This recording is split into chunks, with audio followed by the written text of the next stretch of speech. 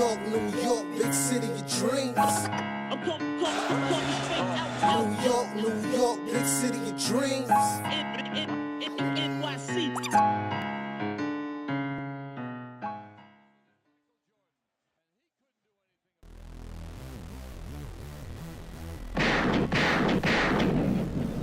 What's going on? This is Jay Ellis from the Knick Of Time Show. Here to give you that Knicks talk just in the nick of time. And it's time to talk about big Knicks wins. So gunshots for these Knicks. We beat the Denver Nuggets at home, and we have not beat the Denver Nuggets at home in a mighty long time. 106 to 103, led by Julius Randle. Julius Randle came in, gave you 34 points, 11 rebounds, 4 steals, 4 assists on the night. Gunshots for Julius Randle. Jalen Brunson gives you 21 points, 7 assists, and 5 rebounds. Derrick Rose chips in with 13. Emmanuel quickly chips in as well with only 6 assists. And the Knicks do a great job clamping down these Denver Nuggets, holding them to 19 points in the fourth quarter while scoring 26 points, overcome RJ Barrett's rough game, and squeak out a win against the Denver Nuggets without the Joker, without Aaron Gordon, and us without Mitchell Robinson. And we're going to talk about it all at 1 a.m. in the morning. And if you're here watching us talk Knicks in 1 a.m. in the morning, gunshots for you. Applause to you because you're crazy. Either crazy or you don't care about the job. But either way, you're crazy and you love the Knicks and you're watching it with us. So salute you guys as we celebrate the Knicks win. All right. Before I get into the details of the game, you already know what it is. I'm going to introduce my guy. It's the man, the myth, the legend, the guy with the stats and the facts. Ryan G's in the building. And just to show y'all how much I love y'all, I got to get up 6:15 in the morning. And I'm here talking Knicks basketball with y'all. So y'all got to appreciate that, all right? Come on, man. If you don't appreciate the dedication of the KOT show, my man's over here 6:15 morning, which means we gotta get together. And if you love us, if you appreciate us, hit that like button. If you're new to this channel, you feel our passion, hit that subscribe button. It's gonna help the algorithm. Now let's get into it. Ryan, we won this game despite Ryan.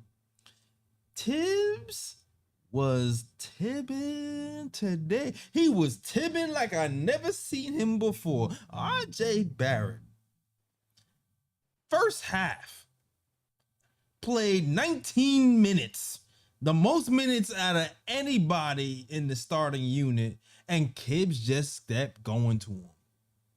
Was horrible from 3, wouldn't hit a layup, couldn't do anything, was horrible on offense, horrible on the defense, and the Knicks did, and we almost blew us the game. Tibbs almost lost us this game, Ryan. If we lost this game, we would have had to look no further than Tibbs. But what brought us to the win was Julius Randle's out-of-body experience. This is COVID Randle, Ryan. This is the best two-way game Julius Randle has had this entire season. This is not the empty stats game where he's just scoring 26 points and doesn't close out. No, he was giving you steals. It was he was playing passing lanes.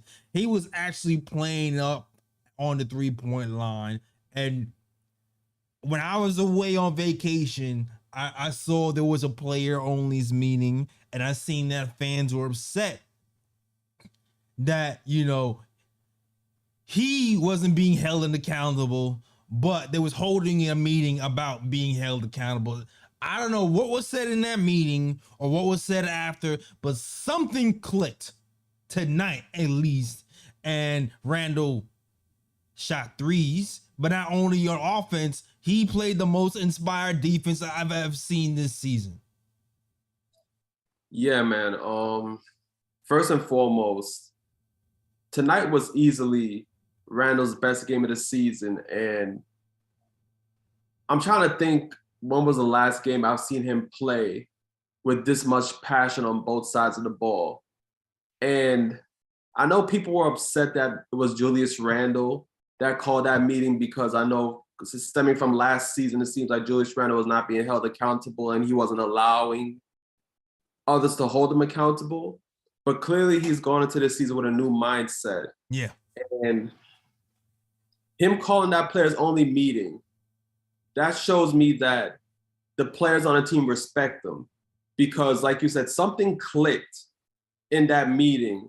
And now this team is playing great defense. Like, for example, before that players only meeting, since Mitch went out the lineup, the Knicks defense has been terrible. Yeah. After that meeting, it doesn't matter whether Mitch is in the middle, Hardison is in the middle, or Sims is in the middle.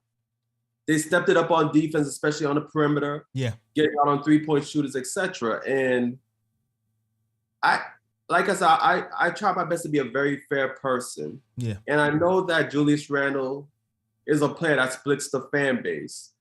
But right now, you have to give Julius Randle his credit, because he called that meeting. I don't know what was said during the meeting, but something clicked with the team that got them the win in Utah. And then this man shows out tonight on a back-to-back. It's not even like they had games. It's not even like they had rest before they went into Denver and played that game. It's on a back-to-back in a Mile High, where you already know if the teams that don't play in Denver, they struggle getting their win. Yeah. It takes them a while to get their win. So the fact that the Knicks went back-to-back, beat the Jazz in Utah, that gave them the first loss of the season for Utah at home. Then he went into Denver, gave Denver Nuggets their first loss at home this season. Yo, I got to give Julius Randle his props, man. Like, he's balling right now. This game is Julius Randle hater proof. All right. Yeah. Julius Randle hater proof. And I'll say, you know what? I'm not going to say that, because there's some very talented haters out here, Ryan. They can find the hate in a rainbow. All right. So there's some very talented haters out there, but to me, this is probably the most Julius Randle hate-proof game you're going to get this season.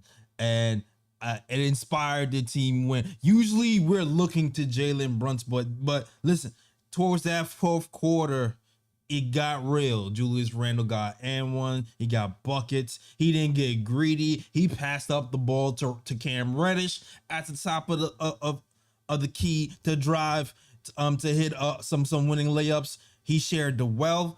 He calls fast breaks, one man fast break, playing passing lanes. Since when is Julius Randle playing passing lanes, Ryan? Since when is Julius Randle poking away the ball on defense?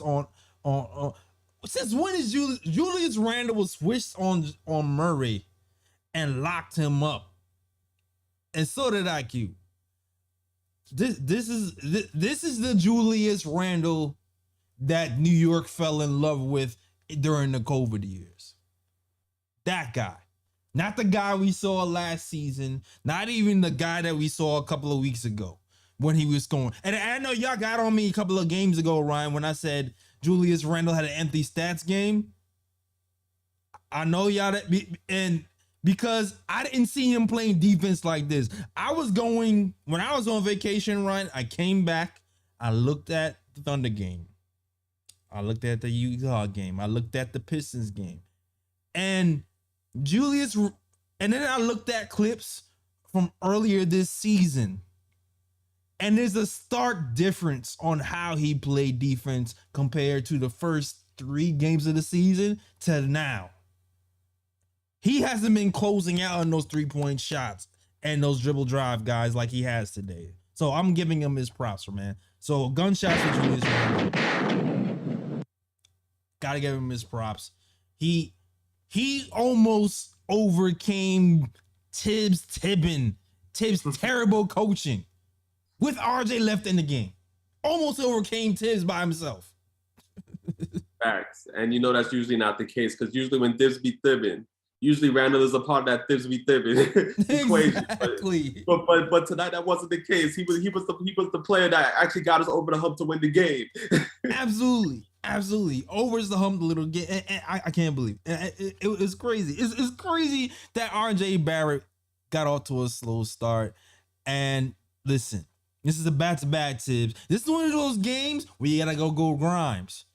Shoot, even Evan, Ryan. I would take Evan today because come on, son. Really, it's not a coincidence that as soon as RJ Barrett left the game, that's when we started to take the lead. That's not a coincidence at all. But what's even shocking to me was RJ Barrett was taking out the game for Obi Toppin. Obi Toppin was playing clutch minutes, Ryan. Now, he didn't make the most of it, but it's like Tibbs is finally waking up. Oh, you know what? We might want to have our best statistical three-point shooter in the end of the game when it's crunch time. We might want to do that. So Tibbs almost tipped this one, but we ended up pulling out the win. I saw, and there's other little things I want to touch about this game, but I see we got 3 callers up and it's 1 a.m. in the morning. So I'm gonna get to y'all early. All right, let's do that. We gotta get through these calls. Yeah, first caller up, we got, who do we have up? Mr. Finesse, first caller up. Mr. Finesse, tell us what your name is and where you from. What you want to talk about? Salute, family. How y'all doing, man? My name is Mr. Finesse. I'm from Queens, New York, but I'm calling y'all from Fort Lauderdale, Florida. That's what's up. What's up? All right. 1 a.m. Great win by the Knicks. Great comeback win. Got me excited and hyped. I'm going to just touch on 3 things and then jump off to hear y'all response. Number 1, I'm going to say about Julius Randle. I think that the year he had when he was playing at his best here with us was the best year he had in his career, right? And I think that he played way over his head that year, right? Nobody expected him to beat that year. Right. But because he did it, the following year, we expected him to repeat that. Although we had a body of work that never said he could do that, that was our new expectation of him. So for me personally, at the time when he was playing so well, my thought was trade him while he's at a high, right? But we didn't, and we got him. So I'm right now back to that. If he plays at a high again, my thought is trade him while he's at a high. Otherwise, Julius Randle is not the guy who should be expected to carry a team because he's never shown he could do that, right? But he could be a great piece. So, and I'm going to use that to get into my next point. I didn't know really what to expect from Jalen Brunson because I only seen him play the games I see when they play on national TV. But he's made a huge difference on this team. And it's crazy what a point guard would do who can move with some speed, who can pass the ball, who can shoot the ball, and who's consistent. Yeah. I'm loving what I'm seeing out of Brunson, where he's taking the team. To me, that stood out to me more than even Randall. Yes, Randall had a great game, but I'm just looking at consistency. And Brunson has been a big difference maker. Shout out and honorable mention Cam Reddish, right? Mm-hmm. I salute to him. I'm feeling how he coming off the bench. And the last thing I wanted to touch on is, does Tom Thibodeau realize Obi Toppin shouldn't be at the 3-point line all game long? Because I'm seeing this kid come across screens like he's John Stark at the 3-point line. That's not what I want to see from him. Can we get at least a little bit of Obi in the block or something? Something within the area of 18 to 15 to 13 feet? Is that possible? I mean, every time I'm seeing him shoot a 3, yeah, he makes some. But that should not be, to me, that's not using him at his strength, right? We didn't ask Patrick Ewing to dribble the ball up court. I don't want to see Obi Toppin coming off screens and shooting 3s. On that, thank y'all for taking my call, man. Salute to y'all. It's the Knick of Time. Salute to the Knicks. Tibbs be tibbing. I love that. Y'all have a good night, man. It's Mr. Finesse, and I'm gonna jump back in the chat. You salute to All right, you, man. Mr. Vanessa, man. Thanks for coming in. Ryan, any thoughts on what Mr. Finesse had to say? He made a lot of good points. You know, Brunson has definitely changed the outlook of this team. You know, like we've been saying, you know, since the beginning of the season, like Jalen Brunson playing point guard compared to anybody else we've had at point guard within the recent years Yeah. is like night and day. Jalen Brunson has Yeah. made a huge difference on this team, and he's part of the reason why the Knicks are 8-7 at the moment, one game over 500. Now the Obi Toppin talk, I definitely see where he's coming from, because even though Obi Toppin he's been shooting the three lights out this season, Yeah. which is definitely a surprise. But if you're gonna talk about where Obi where his strength lies, his strength doesn't lie within the 3-point shot. Can't say You that know, this year. I know what you're saying. I know what you're saying, though. But continue. Yeah. Like, his strength doesn't really lie within the 3-point shot. You know, his strength does lie more. He's like more of a fast break player. He gets out on the run, you know, gets you easy baskets. And I do think Obi does need to develop a game in the paint. He does need to like develop and to be honest about it, I have seen him drive to the basket at times and try to create his own shot within the paint. You know, he doesn't just stay at the 3-point line all the time. Sometimes he does try to drive into the basket and see if he can get an easy shot. But I mean, if you tell me like, okay, what I would want Obi to improve on, that would be one of the parts of his game that I would like him to see improve, and which is like, you know, more post play, you know, get into the paint, you know, maybe create like a little hook shot and things like that. But at the moment, I'm good with Obi, you know, shooting lights out from three. It's a new game nowadays. You need bigs that can shoot the three. You need those stretch bigs. The game's more spaced out, you know. I know he brought up the example of Patrick Ewing, but those days are gone now. The traditional big man isn't really, you know, used in the NBA nowadays. So yeah, but I mean, yeah, I do agree with him, but at the same time, I'm like, you know, it does benefit Obi to develop an outside game as well. Obi is adapting to the environment in which he plays. He came in the league as a guy who was like a pick and roll guy. We were comparing him to Amari Stoudemire where he first got here. And then when he got here, no one ran no pick and roll for him, you know? so like you just gotta give it up to Obi for adapting to the situation. They're not using me as a pick and roll dive guy. They're using Mitch for that as that guy. They're using Sims as that guy. I have to adapt my game to a 3-point shooter. Now, the way he's being used is kind of just like limiting his game. Like we seen him last year being more successful going to the hole than he is this year. But that's because that's just what he's been practicing. And that's the shots he's been giving. I do actually believe that Obi can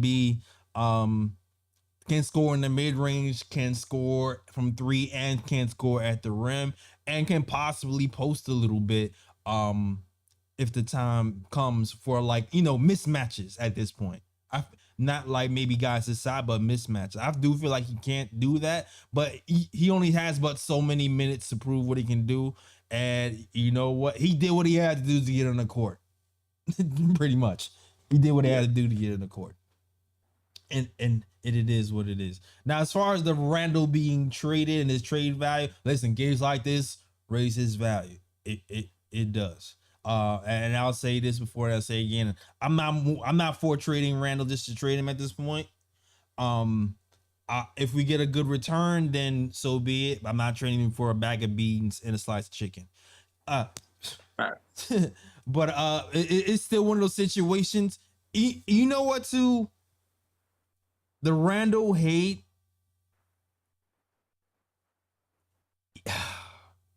All right, Tom Thibodeau. Tom Thibodeau, man. Watching Tom Thibodeau today coach RJ Barrett so badly made me refocused on why people hate Randall so much. Because this is how people start to turn on players.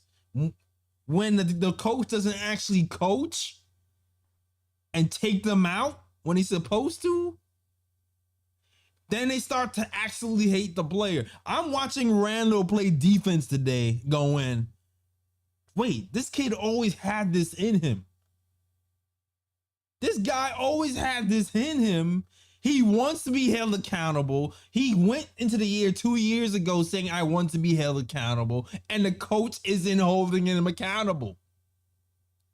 If the coach actually held him accountable, we might see more games like this from Randall. And I'm not talking about shooting games either. I'm talking about the effort on the defensive end. So, like, I know a lot of people want to trade Randall, and I don't blame you for that because I was pissed at Randall last year for his lack of effort and his attitude. But it makes me think, man, if we had a coach who's held him more accountable, we can get this version more often. Because, man, I feel like he's making RJ look bad. He's making RJ look bad. That's all I got to say about that. Next caller up. I don't know who the next caller is, but we're gonna get to you quickly because it's late. All right. Next caller. MBIT. What's going on? What? Who's this again? What's going on? What's going on? MBIT. What's going on? So, just to touch on the Thibodeau, I'm not on the Thibodeau fire hat no more because I see he's short term. He's not going to be here for long. No.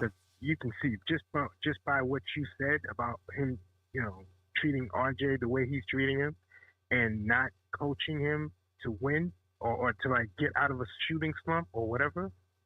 He's not going to be here. So I ain't even going to waste time on that. I want to talk about JR, right? Mm-hmm.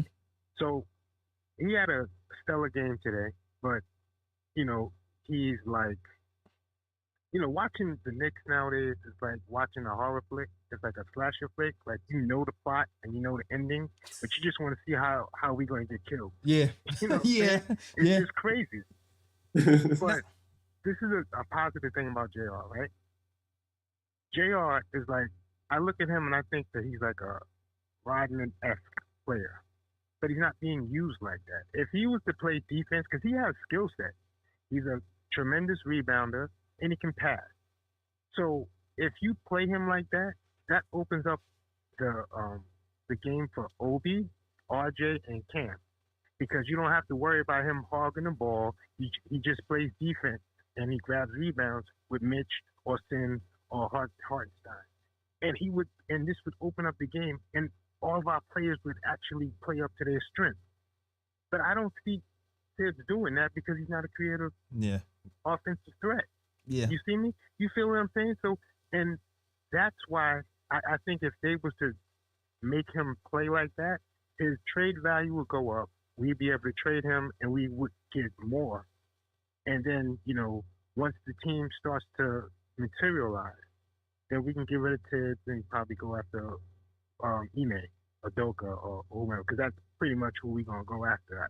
I mean, that's I'm thinking we're the mystery team going after Udoka. That's my time. Peace. All right, peace. Interesting thing. If you guys have been following Ian Beckley, he's been talking about teams being interested in Emmanuel quickly for one, and also Ime Udoka possibly being in line to be the next head coach for the New York Knicks. I don't know. What do you feel about those things, Ryan?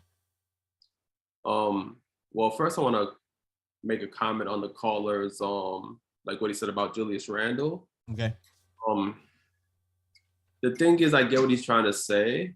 I don't really view Randle as a Rodman-esque type of player. Like, I feel like if you just limit Randle to just play defense and just pass the ball, I think that's kind of marginalizing his skill set, because he does have an offensive skill set. Like, Rodman didn't have an offensive skill set.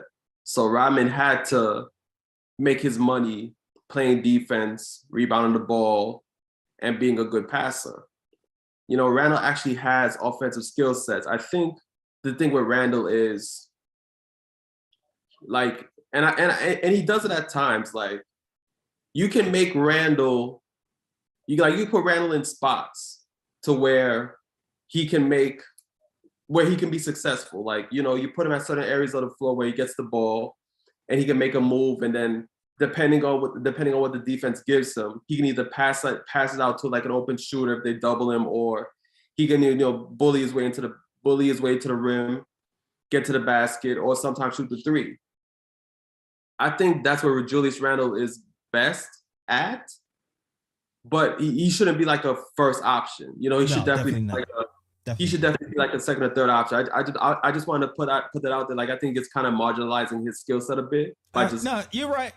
Dennis Rodman is a weird comparison, but yeah, it's a little bit too left. But he has some offensive skills. I get you. Yeah. Now on to Emmanuel quickly being coming up in trade rumors. I think it's just based on the fact that, you know, teams look at the Knicks. They see the Knicks have 3 point guards, basically Brunson, Rose, and Quickly. So teams know that sooner or later one of them has to go. Yeah. And they're looking at Brunson. They know Brunson just signed a big deal, so they're not going to go after Brunson. Knicks are not going to trade him. And then between Rose and Quickly, which guy is the younger guy with more potential at this point? It's going to be Quickly. So I can understand why teams are coming after Quickly, but me personally, I'm not really trading Quickly unless it's a major deal where I know I'm bringing in a star player. That's the only way Quickly goes for me. Yeah. In every other situation, Quickly's going to stay. And as for Ime Udoka becoming the Knicks' possible head coach in the future, like that might be a future coach target for the Knicks, I'm on board with that. Like, look what the man did with the Celtics last year. Why wouldn't I be on board with that? Man, I'm not gonna lie, Ryan. With the Knicks' history of scandals and, you know, Isaiah Thomas era, I want to stay clear of that. Although I am tempted because Ime Udoka is that dude, and he is going to hold people accountable and get the best out of him on the defensive end and push him offensively. If there's a guy who'll be able to do that, it's definitely going to be him.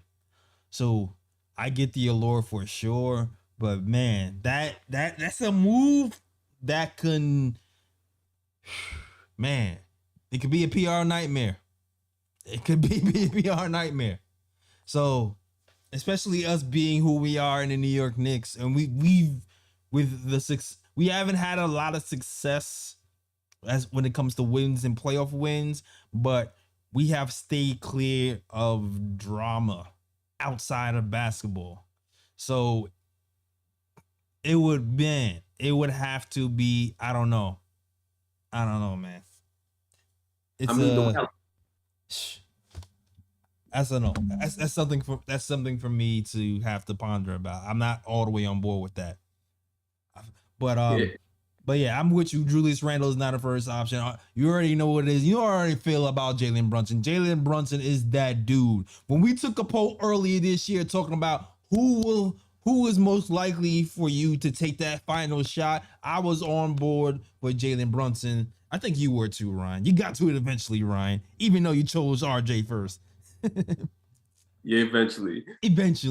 And Jalen Brunson has proven that today. And funny enough, you know what? I was worried about Jalen Brunson getting to the hole and performing at a high rate like he has been in Dallas because we don't have the shooters. I think that might have to be a lot. I think that's a big reason why we closed with Obi and Randall at the end, to give Jalen Brunson and Randall a little bit more room. And it's paying off with dividends. He's been getting to the hole with gusto. They don't really have shot blockers anyway on that team. And once again, between him and Randall, he's been that guy. He's been that dude who could be clutch.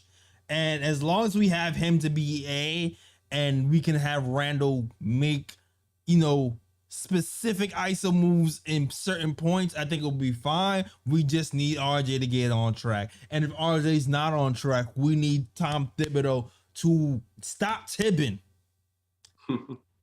and make the necessary adjustments to play the guy who's playing best that day, whether it be Cam, whether it be Derrick Rose, whether it be Grimes.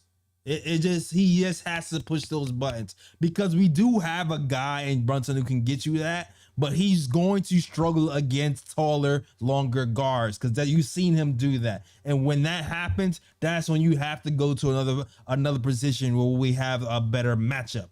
So hopefully RJ will be better next time when he's not sick on a back-to-back with high altitude in Denver. All right.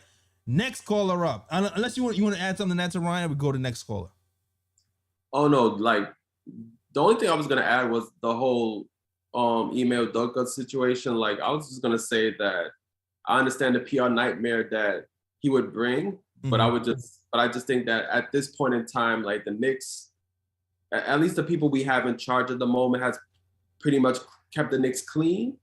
You know, there hasn't been no scandals or anything like that. So I think there would be, if we're to bring up a coach like Udoka, I think now would be the perfect time to actually bring him in, because right now nobody has anything on the Knicks. Like the Knicks have been a pretty well-run franchise since Leon Rose has come in.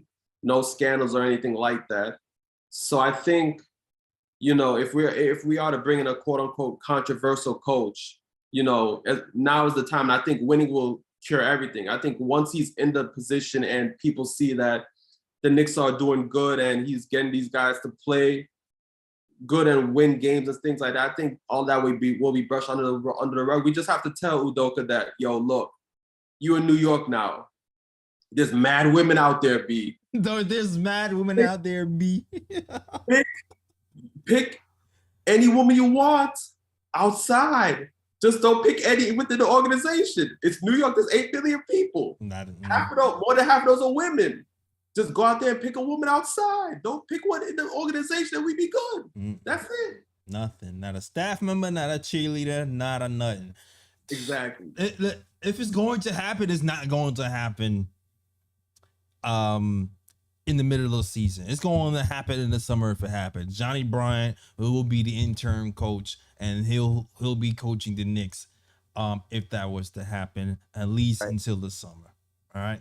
So but next caller up, we got my man Big Reaper. Big Reaper, what's going on, sir? Thank you guys for taking my call. It's a late night. Thank you guys for taking my call. Man, I'm really happy they won tonight, 2 games in a row. Look, first of all, Ime Udoka, I'm with Ryan G on this because it's like it's a bigger deal if you have like a GM who's doing what he did in Boston. But he's a coach, and you have a GM, you have a president, and all that stuff. So I think it's going to be a little easier for the Knicks to handle that situation because he's a coach. And there's going to be a ton of other, you know, there's tons of layer of management above him. So I think, you know, something they're going to be able to manage. So hopefully they do go for it. The second thing is like for a while now, it's like like the previous, like I think it was the first caller. I've been kind of a little off in the whole Fire Thibodeau's thing because I do agree he's short term anyway. I just don't see him being here long term. My biggest problem has been really the players.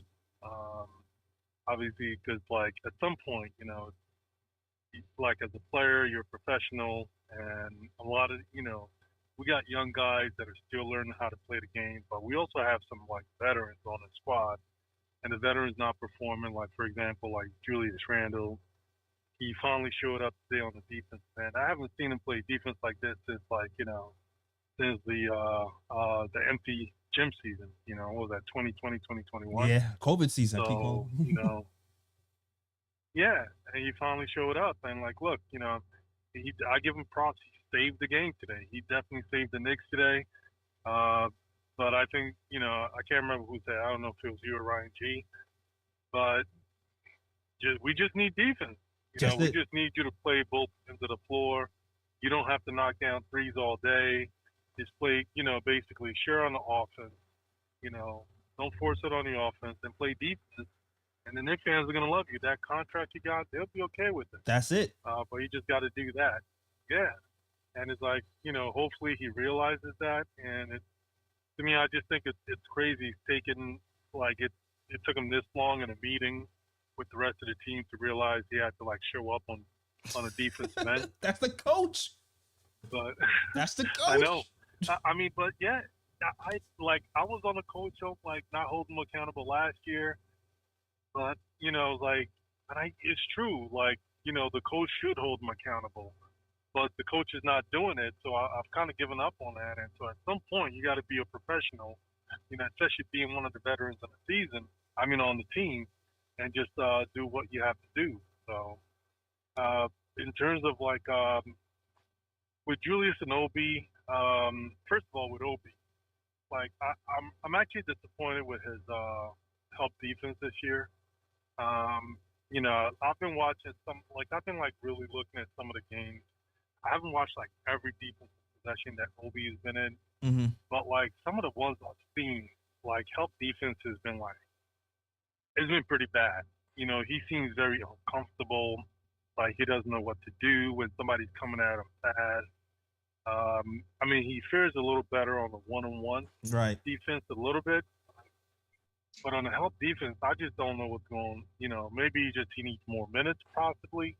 But I am disappointed with that. I'm happy he's getting he's making his 3-point shots, but this is where I agree with the first caller. I just don't want to see him turn into the new corner boy Cat. That's just crazy. The kid is 6'10", the fastest dude, probably one of the fastest guys in the league, athletic, and you just taking him. You just stick him in the corner at the 3-point line. That's just crazy to me. But the one thing with Obi, I mean, he's still if you look at the ratings, the PIEs and the PER, it's still ridiculously high. And and so that suggests that Tom Thibodeau needs to play more minutes to see, at the very least, you got to play more minutes to see if that PIE and those production numbers, those efficiency numbers, are a fluke.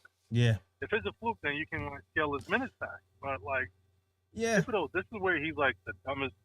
Sometimes he's I swear he's got to be one of the his stubbornness makes him one of the dumbest coaches alive. Yeah. Because it's just sitting right there for you. Just try Obi Toppin out, play him 10 games. It really should be 20 games, at 25 minutes per game. But try 10 games at 25 minutes a game. Yeah. But he won't even do that for Obi. Yeah, I agree. Because that could change everything. Yeah. It's everyone talked about, how, he wasn't producing when he came in today. I mean, but they were able to spread the floor. The reason why they're able to get to the basket is because Obi's out there. Yeah, the people are actually playing up on him this time. They're not laying off of him anymore. They actually play up on Obi, so it opens things up for Randall and Brunson. In fourth quarter situations. Yep. We've been pretty bad this season, except for maybe Brunson. But you're right about that. And I appreciate your call. I want to move on a little bit, unless you want to get to a last point.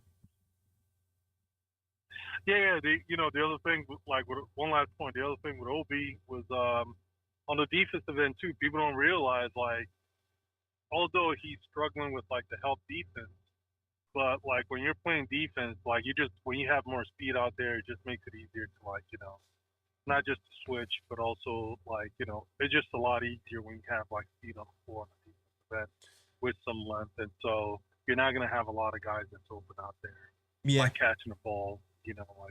So yeah, Cam, that's pretty much it. Got you. I appreciate you, Reaper. Thanks for calling in, man. All right, thanks.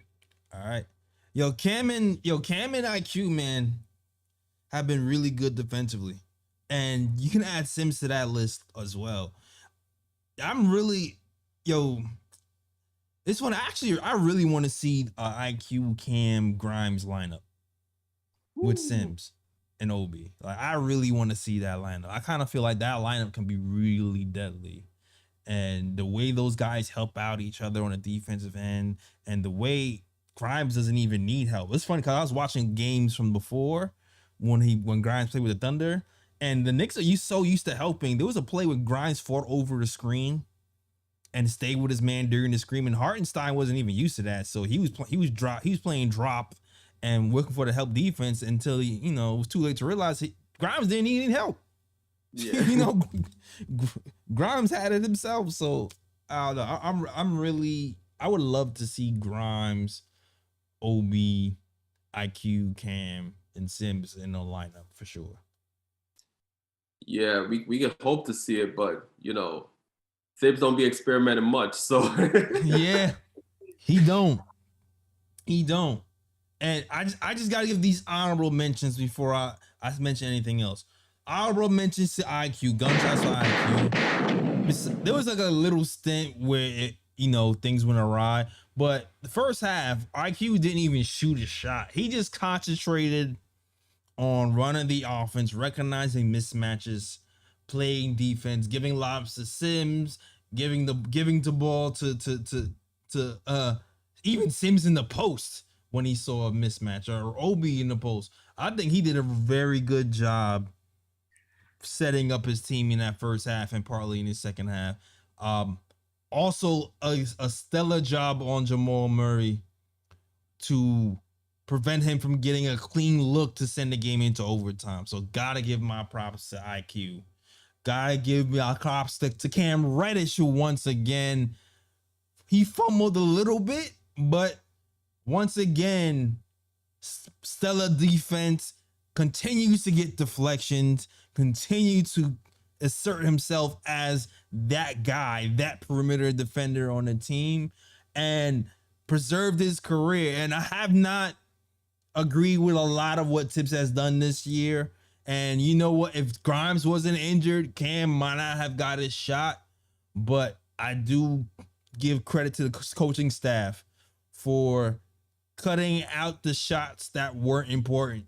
They cut out, they got Cam to cut out that mid-range crap, concentrate on shooting threes and get into the hole and playing defense, and he looks great. And Sims as well, man.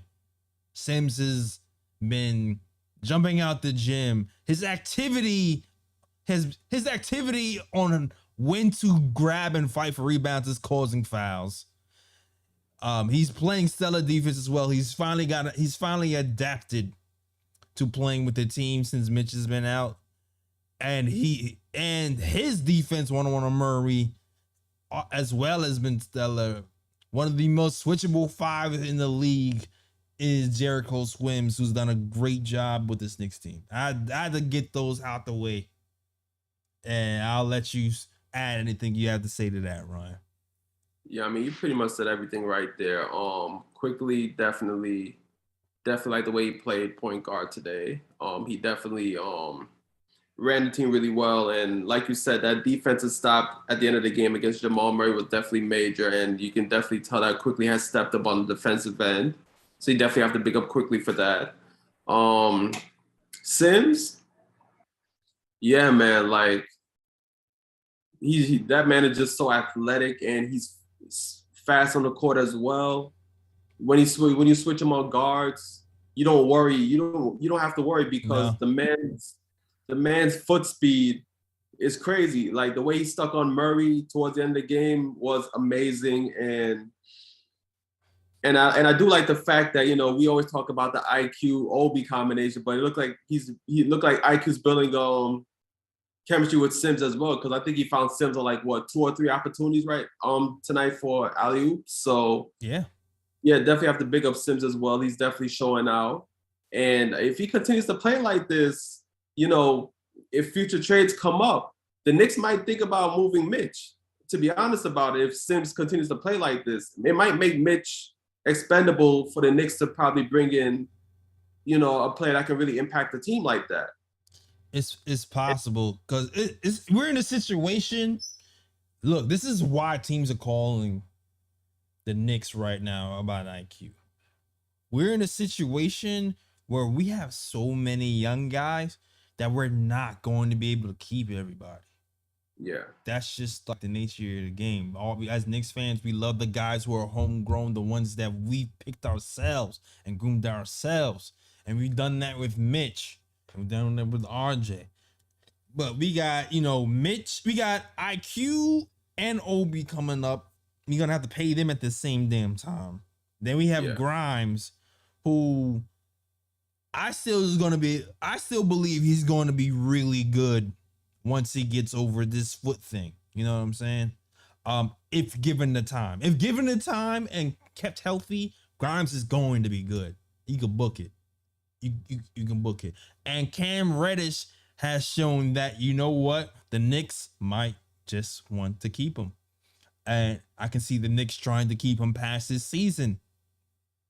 So, but you know what? Somebody's gonna have to be cut loose at some time. And this is the thing about having depth and having a lot of young pieces.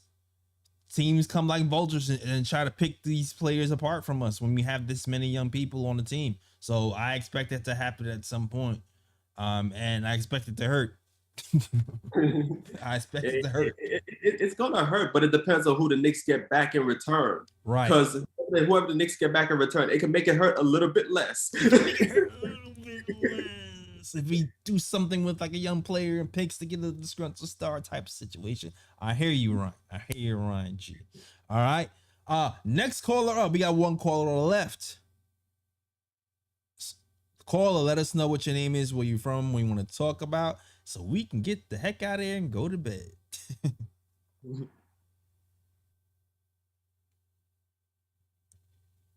Caller, you still there? Caller fell asleep. It is 1 a.m., so I get you. I get you. All right, yo. All right, well, since look, Hartenstein's not very good. Hartenstein has some good defensive situations today. I can also see Hartenstein being moved in certain situations. I can see that too as well. I mean, we have depth everywhere. Like, I can see a situation where Ike be moved. I can see a situation where Obi is moved. We have one more caller, Fritz. Okay, Fritz, patch him in. Okay.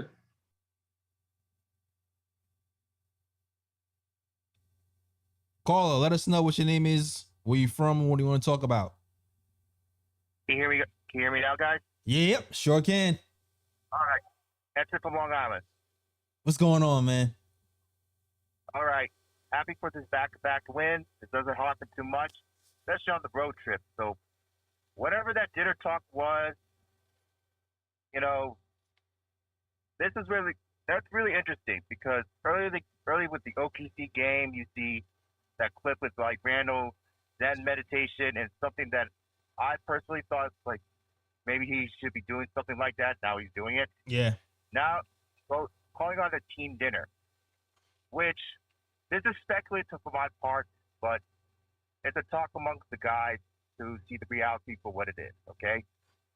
You have a coach that has his ways and is not that creative with offense.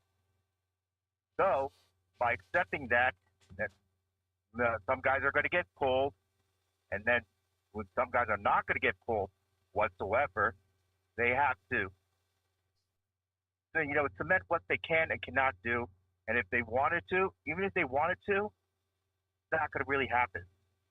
So I guess that's probably what's been talked about in order to win these two games. I'm kind of glad about that. And as far as with Randall, I don't know how long this is going to last. Why? Because again, how long this is going to the roster is going to be used for what it is. And that's what I believe that why Tibbs is on the still on the warm seat, because he is still not using the roster as intended. So everyone's getting a break because we're winning. Value is being restored, and as you guys talked about, who we're going to maybe trade with the trade rumors. Let's only worry about that down the road. Especially, we need to see far more consistency if they can actually hold it. But I will say this: if we're going to trade one of the young guys, it's got to be the one with you can get the biggest return. It will hurt, but take for example, if Obi goes, and you have Cam and RJ, it would make sense. You might want to gun for Zion. That's all I'm saying. Wouldn't make sense. But if you're not trading Obi, and you're going to trade for Quick as being a point guard, you better run with it. Teams actually believe he's a point guard. You want to market it as that such. You get the highest return. Then you start rolling with Deuce and everyone else. Because I really think that the front office has made it very clear, especially with Obi and Cam, they brought him there. Yeah. Obi was drafted, and they traded for Cam. And these guys are looking like they're going to be what they promised to be. The Tips might get in the way with that. That's all I have to say. Got you. All right. Yo, thanks for calling in, man. Thank you. All right. What I kind of got from what he's saying is I don't know. The way the lineup is being used. The funny enough, I do feel like most of what I think 98% of what Knicks fans want is happened. And I don't think people realize it because there's still like that 2%. There's still that 2% that's bucking the hell out of us. And that 2% is Obi still kind of getting shafted with the minutes. But most fans wanted Cam Reddish to start. Cam Reddish is now starting. Most fans wanted Evan Fournier to be benched. Now Evan Fournier is on the bench. You know, like so a lot of what Knicks fans wanted is actually starting to happen, and it could be because of the front office, it because Tips in the hot seat, whatever. I don't know why, whatever the reason, most of it is happening now. But the biggest thing that we really want to see right now is Obi get his fair shot, and that'll be like Knicks Twitter coach bingo, So like that's when we really get to see what we want to see. So I mean, that and more adjustments to the situation is probably the biggest qualms that we as fans probably has right now. I don't know. Would you agree with that, Ryan? I mean, yeah, I agree to a degree. It's funny because as much as we don't like Thibs does deserve credit for at least the development of some of the young players on our team since he's been here. Yeah. And I know a lot of people don't want to admit that, but it's true. Do I think Thibs is the coach of the future? No. Of course not. I do believe that eventually a change has to be made at coach. And and the Knicks have to go with somebody who's a bit more creative. Yeah. Offense and will give the younger players more of a chance to shine and develop them further, but Thibs definitely has played a hand in the development of players. Like, I don't want to act like Thibs has been hindering the young players, because I mean, honestly, you look at the guys we have, like RJ has grown, Obi has grown, Quickly has grown, Cam Reddish is growing, and that's all under Thibs' watch. So is Mitch. Exactly, Mitch has grown too. So you have to give Thibs his credit where it's due. I don't think he's hindering the young players like a lot of people believe that he is.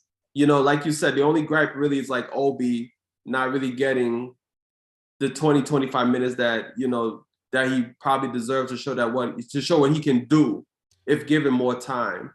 And perhaps at this moment, Grimes not getting any playing time is probably another gripe you have as well, because it's like, is Grimes not healthy? Like, why is he not getting any playing time at the moment? So yeah, I I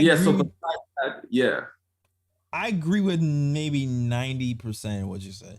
There's like a 10%. Like I still remember Alec Burks being the starting point guard last season when Emmanuel Quickly was out playing him. I still remember that.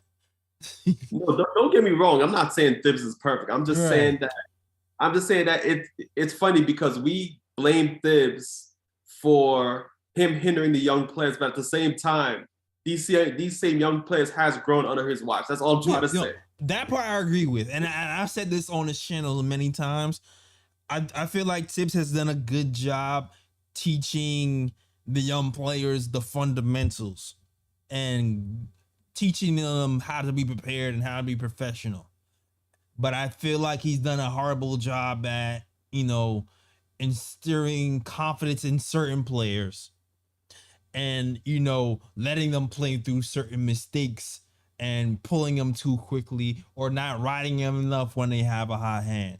To me, that's part of development too. So I do feel like he's failed on that part, but I do believe that you have to give credit and credit is due. These players have gotten better under Tiz, because especially on people, especially on defensive end on certain players, he's taught them how to do certain things, and he's developed under the tip. So you do have to give him some credit. There's a lot of people who are very all or nothing. There's like Tibbs is absolute trash, or Tibbs is, the best coach ever. Tibbs is just like this team, a mid coach. All right. He's good at some stuff and he's bad at some stuff. There's some pros and there's some cons. There's pros and cons. He's good at this and bad at this. He's not bad at everything like people try to market him to be, and he's not the freaking, Eric Spoelstra or whatever. All right, that's that's all I got to say about that situation. Especially when it comes to Cam Reddish to me. So hold on, I see we got Fritz. Fritz has a question for us, and then after this, we'll wrap it up. All Fritz. Right. Oh. Hey, what's up? What's going on, Fritz? Hey, man. How's it going? So, yeah, my question was more about Tibbs. Do you think, the problem with Tibbs is it an X and O's issue, or is it a style issue? Like for me, like. Are you going to answer, or are you gonna go ahead? No, yeah, I was gonna wait for the answer because like there's some certain places where I think it's maybe more of a style issue. Yeah. Like with Obi, like Obi needs confidence to, Obi only gets one type of, like he's not getting that confidence. So like most players that need to be enabled, he's not really enabling players. He's basically gonna tell you this, he's gonna tell you where you messing up. And, you fix that, but like he needs to give players ability to like spread out and have confidence to increase their game. Okay, I'll answer that now. I'll say this. Jalen Brunson being added on his team has made him look a lot better on the offensive side of the ball. I'm not even gonna hold you.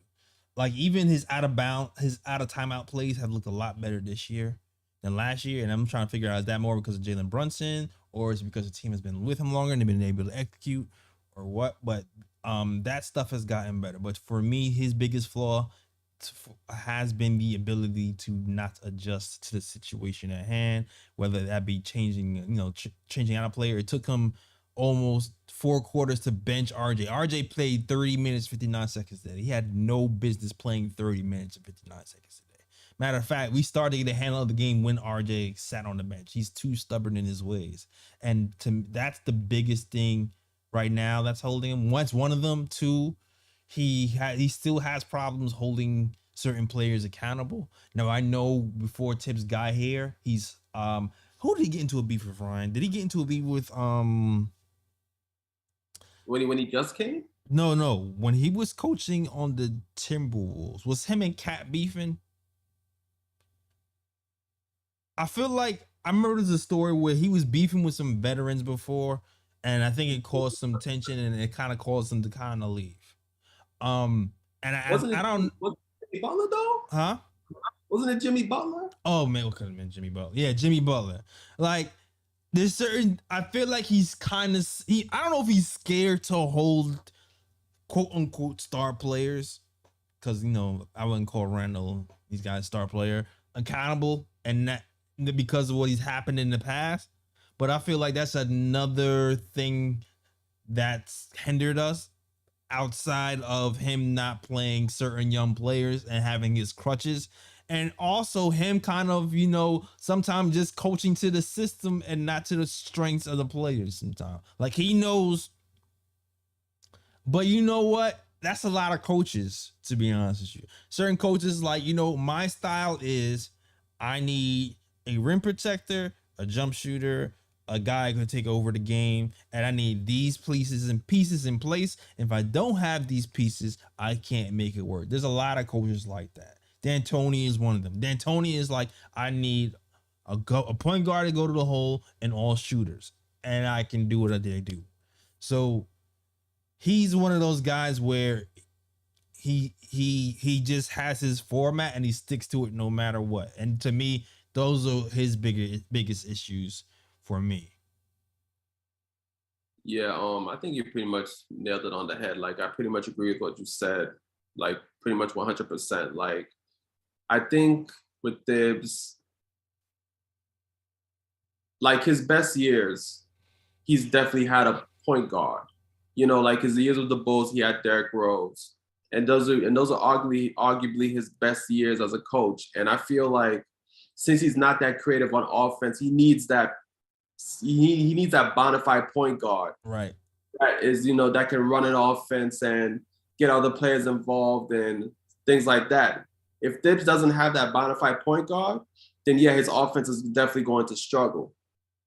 But yeah, his weaknesses is clearly his stubbornness, like you said. His inability to, switch things around. He has shown, but I'm gonna give him a little credit though, because this year he has shown the ability to make changes at times. The playing Obi and Randall together is one of them, and he's definitely messed with some lineups this year. I'll give him a little. Mitch is injured. Yeah, that is true, but I'm gonna give him a little bit of credit. But yeah, typically, you already know with Thibs, you already know his rotations. When the game starts, Brunson comes out early so that he can come back in the second quarter early, and and then he brings in Rose first. So you already know what Thibs' rotations is like. It's like clockwork. You if you watch Knicks games, you know what Thibs is going to do. So that's one of his weaknesses, an ability to like switch it up a bit, and he just sticks with the same rotations. But yeah, I mean, like we said, Thibs is just a coach that he has his pros, he has his cons, and he's not going to be that coach that's going to get Knicks to the next level, but he is that coach that, he can kind of like, like stabilize the team, put in a system and be like, okay, if we run this system, we'll be successful. Like that's the type of coach Thibs is. Foundational coach, man. He sets the foundation, then we got to move on and evolve at some point. And yeah, I see Ricky B says it. Thibs is setting a good foundation, but I think a change will have to be made to get the ring eventually, like Kerr for Jackson. Yeah, he's a foundational coach. He's setting a tone and putting us in direction, and then we're gonna have to fly with somebody else eventually. That's just what's gonna have to happen. All right.